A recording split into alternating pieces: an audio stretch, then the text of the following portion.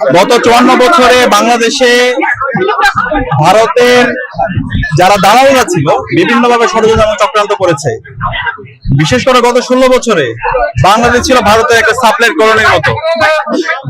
ভারত আমাদের অর্থনৈতিক শোষণ, রাজনীতি নিপীড়ন এবং সাংস্কৃতিক গোলামির মাধ্যমে আমাদেরকে নিয়ে যাওয়ার চেষ্টা করেছে এবং খুনি হাসিনাকে ফ্যাসিস্ট হতে সবচেয়ে বেশি সহযোগিতা করেছে এই ভারত।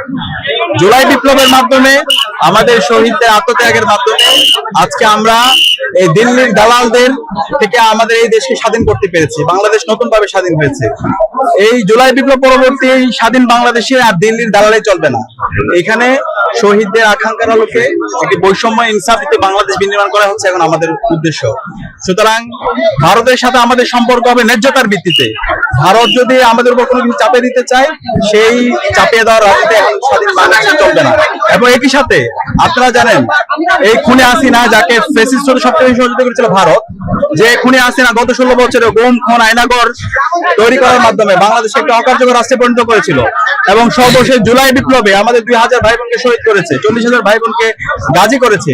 সেই খুনি হাসিনার আজকে মৃত্যুদণ্ডের রায় এসেছে। এর ধরনের একজন অপরাধীকে ভারত আজকে আশ্রয় দিয়েছে।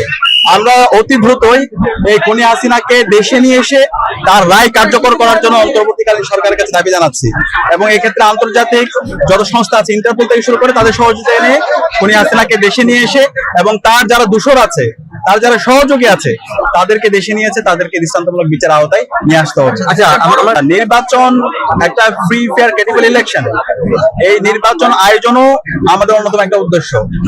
গত 16 বছর আমরা ভোট দিতে পারিনি। যাদের বয়স 18 থেকে 25 বছর, তারা জীবনে একবারও ভোট দিতে পারেনি। সুতরাং এই নির্বাচনটা খুবই গুরুত্বপূর্ণ।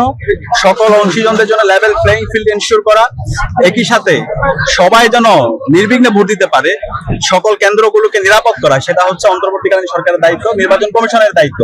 আমরা আশা রাখবো এই নির্বাচনকে সুস্থ করার জন্য, ক্রেডিবল করার জন্য তারা যেভাবে ব্যবস্থা নেওয়া দরকার সে ব্যবস্থা নিবে এবং এই জায়গায় সকল রাজনৈতিক দলগুলোকে সহযোগিতা করতে হবে। আমরা আশা রাখছি এবার নির্বাচনটা ইতিহাসের সবচেয়ে উৎসবমুখর নির্বাচন হবে এবং একটা সুস্থ নির্বাচনের মাধ্যমে নির্বাচিত প্রতিনিধিরাই আগামী বাংলাদেশের নেতৃত্ব দেবে।